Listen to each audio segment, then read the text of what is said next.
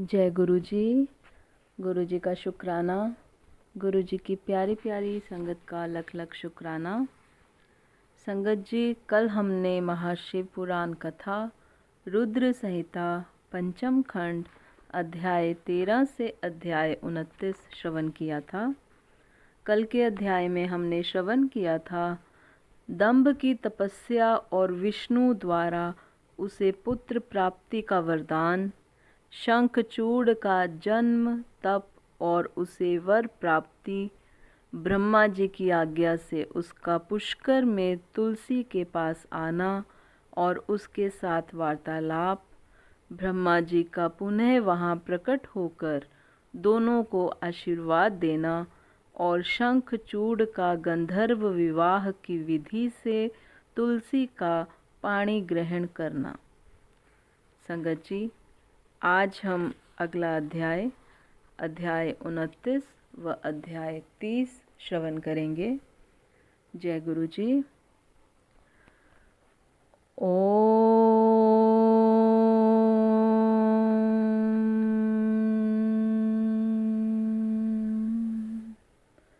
नमः शिवाय। शिवजी सदा सहाय।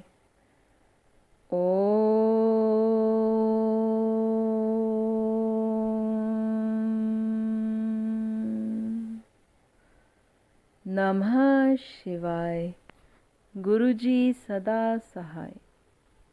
जय गुरु जी। महाशिव पुराण कथा रुद्र संहिता पंचम खंड अध्याय 29 व अध्याय 30। शंखचूड़ का असुर राज्य पर अभिषेक और उसके द्वारा देवों का अधिकार छीना जाना, देवों का ब्रह्मा की शरण में जाना, ब्रह्मा का उन्हें साथ लेकर विष्णु के पास जाना, विष्णु द्वारा शंखचूड़ के जन्म का रहस्योद्घाटन और फिर सबका शिव के पास जाना और शिव सभा में उनकी झांकी करना तथा अपना अभिप्राय प्रकट करना। सनत कुमार जी कहते हैं, महर्षि, जब शंखचूड़ ने तप करके वर प्राप्त कर लिया और वह विवाहित होकर अपने घर लौट आया, तब दानवों और दैत्यों को बड़ी प्रसन्नता हुई। वे सभी असुर तुरंत ही अपने लोक से निकलकर अपने गुरु शुक्राचार्य को साथ ले दल बनाकर उसके निकट आए और विनय पूर्वक उसे प्रणाम करके अनेकों प्रकार से आदर प्रदर्शित करते हुए उसका स्तवन करने लगे। फिर उसे अपना तेजस्वी स्वामी मानकर अत्यंत प्रेम भाव से उसके पास ही खड़े हो गए। उधर दंभ कुमार शंखचूड़ ने अपने कुल गुरु शुक्राचार्य को आया हुआ देखकर बड़े आदर और भक्ति के साथ उन्हें साष्टांग प्रणाम किया। तदनंतर गुरु शुक्राचार्य ने समस्त असुरों के साथ सलाह करके उनकी सम्मति से शंखचूड़ को दानवों तथा असुरों का अधिपति बना दिया। दंभ पुत्र शंखचूड़ प्रतापी एवं वीर तो था ही, उस समय असुर राज्य पर अभिषिक्त होने के कारण वह असुर राज विशेष रूप से शोभा पाने लगा। तब उसने सहसा देवताओं पर आक्रमण करके वेग पूर्वक उनका संहार करना आरंभ किया। संपूर्ण देवता मिलकर भी उसके उत्कृष्ट तेज को सहन न कर सके, अतः वे समर भूमि से भाग चले और दीन होकर यत्र तत्र पर्वतों की खोहों में जा छिपे। उनकी स्वतंत्रता जाती रही। वे शंखचूड़ के वशवर्ती होने के कारण प्रभाहीन हो गए। इधर शूरवीर प्रतापी दंभ कुमार दानवराज शंखचूड़ ने भी संपूर्ण लोकों को जीतकर देवताओं का सारा अधिकार छीन लिया। वह त्रिलोकी को अपने अधीन करके संपूर्ण लोकों पर शासन करने लगा और स्वयं इंद्र बनकर सारे यज्ञ भागों को भी हड़पने लगा तथा अपनी शक्ति से कुबेर, सोम, सूर्य, अग्नि, यम और वायु आदि के अधिकारों का भी पालन करने लगा। उस समय महान बल पराक्रम से संपन्न महावीर शंखचूड़ समस्त देवताओं, असुरों, दानवों, राक्षसों, गंधर्वों, नागों, किन्नरों, मनुष्यों तथा त्रिलोकी के अन्यान्य प्राणियों का एकछत्र सम्राट था। इस प्रकार महान राजराजेश्वर शंखचूड़ बहुत वर्षों तक संपूर्ण भुवनों के राज्य का उपभोग करता रहा। उसके राज्य में न अकाल पड़ता था, न महामारी और न अशुभ ग्रहों का ही प्रकोप होता था। आधी व्याधियां भी अपना प्रभाव नहीं डाल पाती थीं। यों सारी प्रजा सदा सुखी रहती थी। पृथ्वी बिना जोते ही अनेक प्रकार के धान्य उत्पन्न करती थी। नाना प्रकार की औषधियाँ उत्तम उत्तम फलों और रसों से युक्त थी। उत्तम उत्तम मणियों की खदानें थीं। समुद्र अपने तटों पर निरंतर ढेर के ढेर रत्न बिखेरते रहते थे। वृक्षों में सदा पुष्प फल लगे रहते थे। सरिताओं में सुस्वादु नीर बहता रहता था। देवताओं के अतिरिक्त सभी जीव सुखी थे। उनमें किसी प्रकार का विकार नहीं उत्पन्न होता था।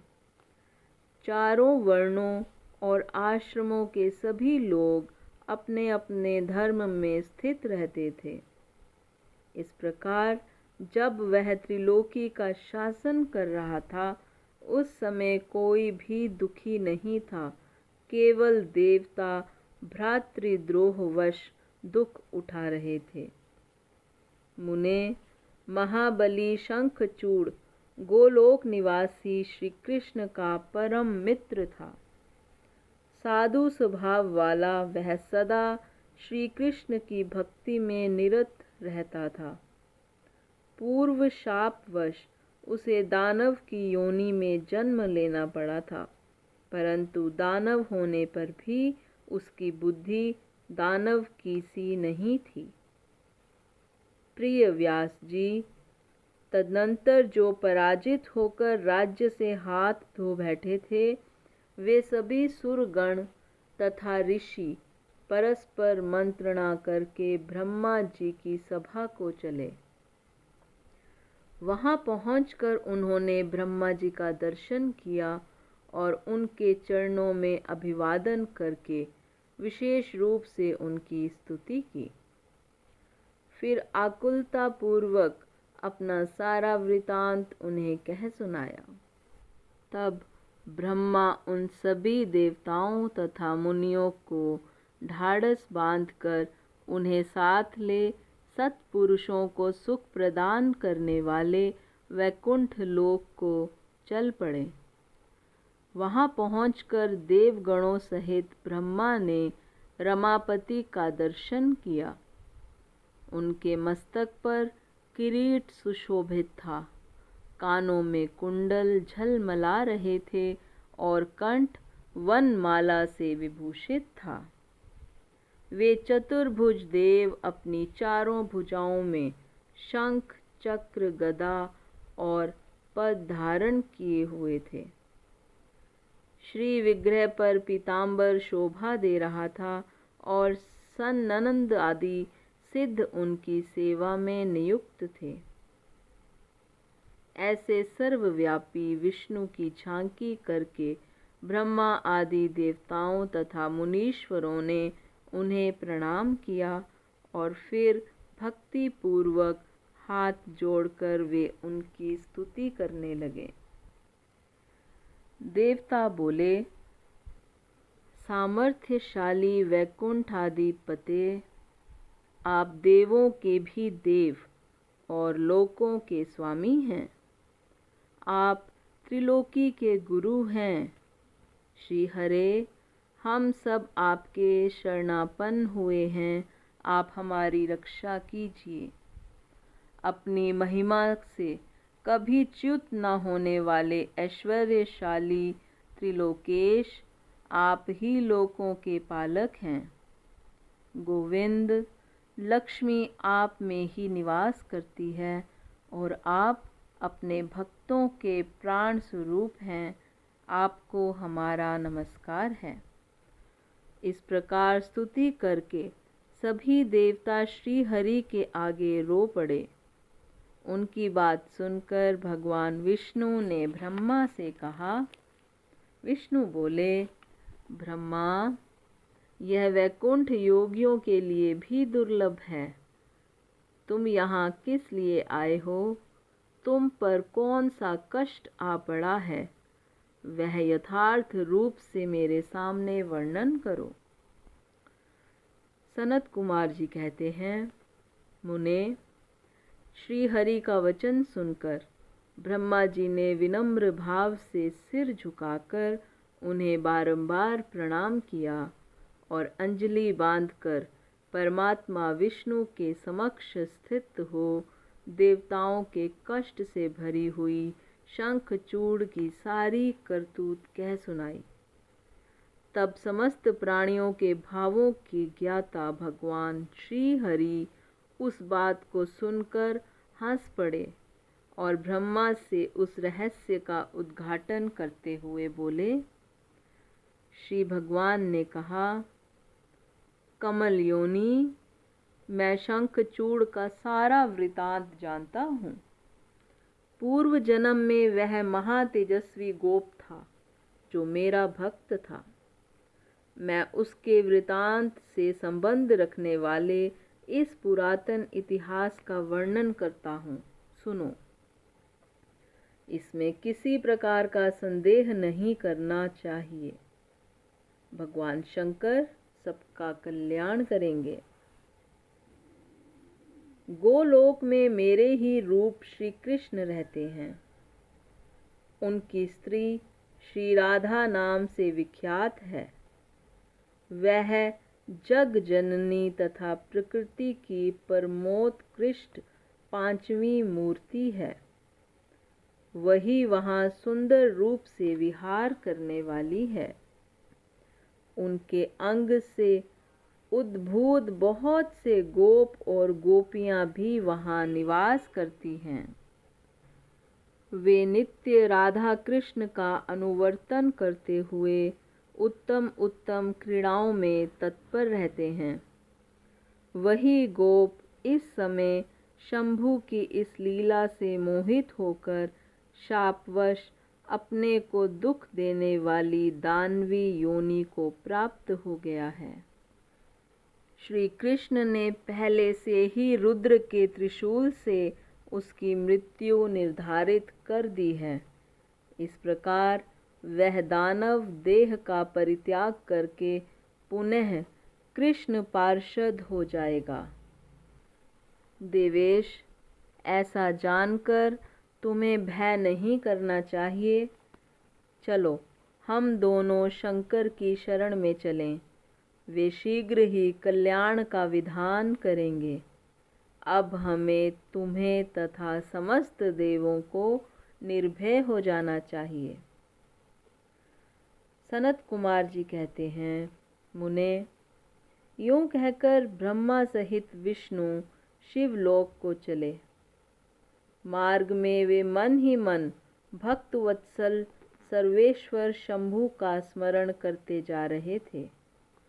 व्यास जी, इस प्रकार वे रमापति विष्णु ब्रह्मा के साथ उसी समय उस शिवलोक में जा पहुँचे जो महान दिव्य निराधार तथा भौतिकता से रहित है।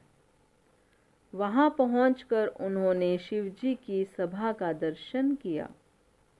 वह ऊंची एवं उत्कृष्ट प्रभाव वाली सभा प्रकाश युक्त शरीरों वाले शिव पार्षदों से घिरी होने के कारण विशेष रूप से शोभित हो रही थी। उन पार्षदों का रूप सुंदर कांति से युक्त महेश्वर के रूप के सदृश था। उनके 10 भुजाएं थीं, 5 मुख और 3 नेत्र थे।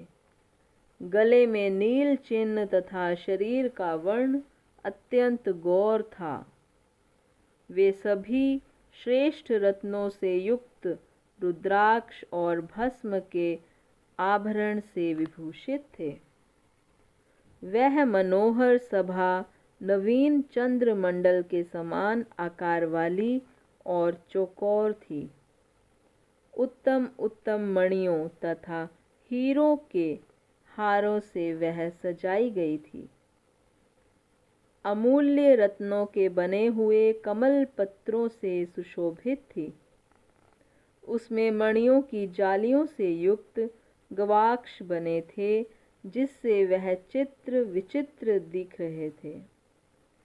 शंकर की इच्छा से उसमें पद्य रागमणि जड़ी हुई थी, जिससे वह अद्भुत लग रही थी। वह स्यमंत कमणी की बनी हुई सैकड़ों सीढ़ियों से युक्त थी। उसमें चारों ओर इंद्र नीलमणि के खंभे लगे थे, जिन पर स्वर्ण सूत्र से ग्रथित चंदन के सुंदर पल्लव लटक रहे थे, जिससे वह मन को मोह लेती थी। वह भली भांति संस्कृत तथा सुगंधित वायु से सुवासित थी।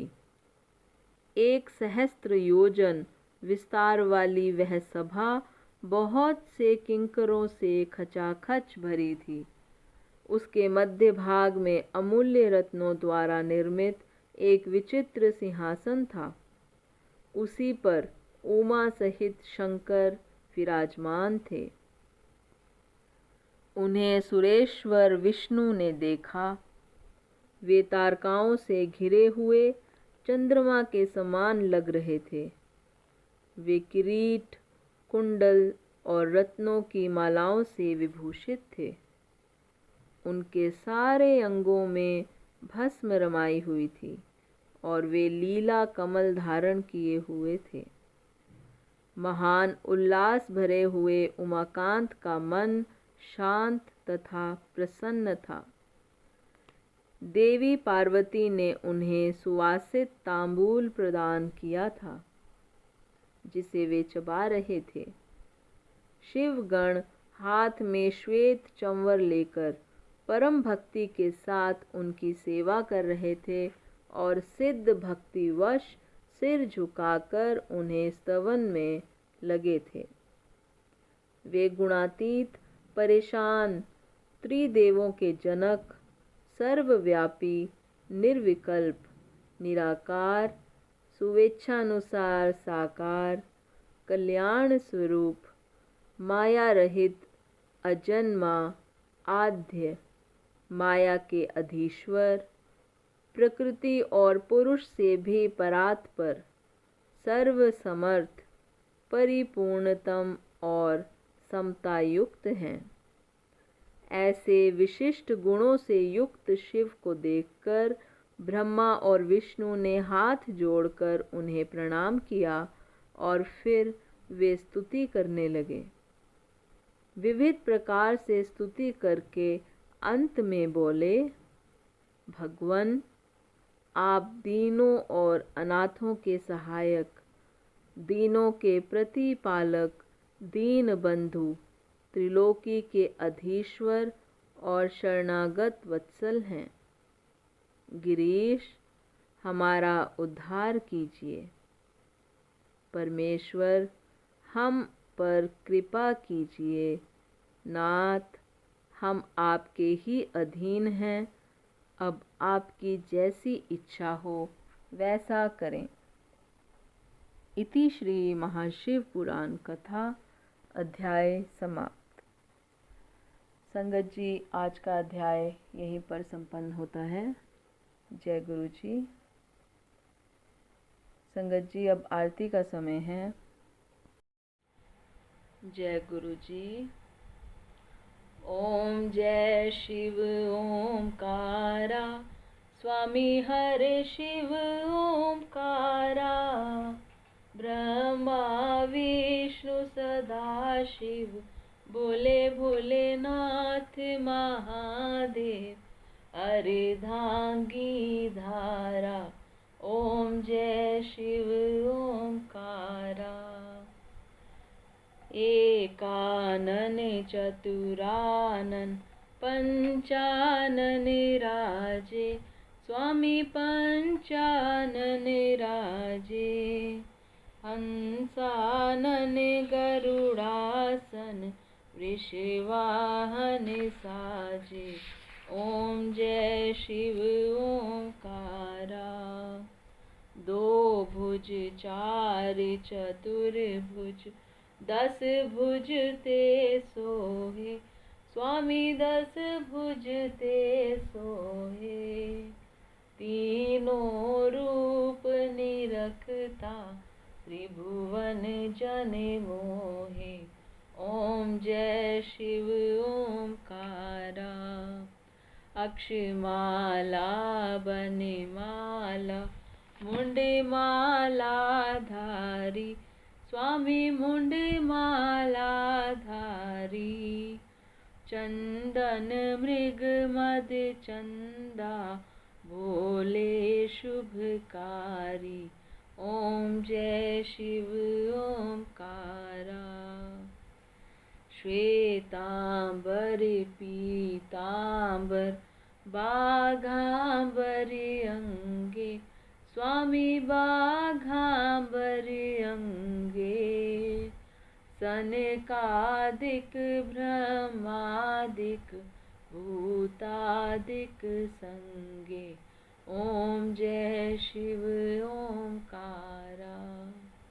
कर के मध्य कमंडल, चक्र त्रिशूल धरता, भोले चक्र त्रिशूल धरता, जग करता जग हरता, जग पालन करता, ओम जय शिव ओमकारा।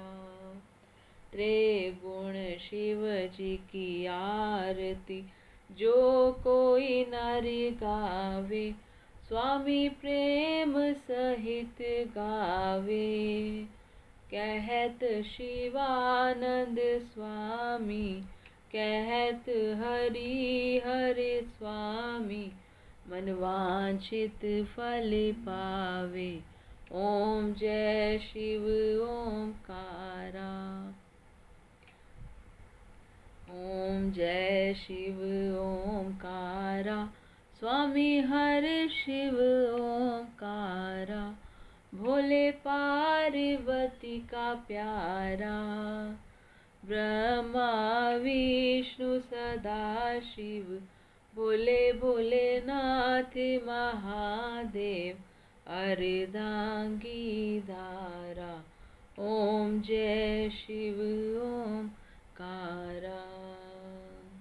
बोलो शंकर भगवान की जय, भोलेनाथ भंडारी की जय, पार्वती माता की जय, बोलो सद्गुरु महाराज की जय। जय गुरु जी। शुक्राना गुरु जी, शुक्राना संगत जी। जय गुरु जी।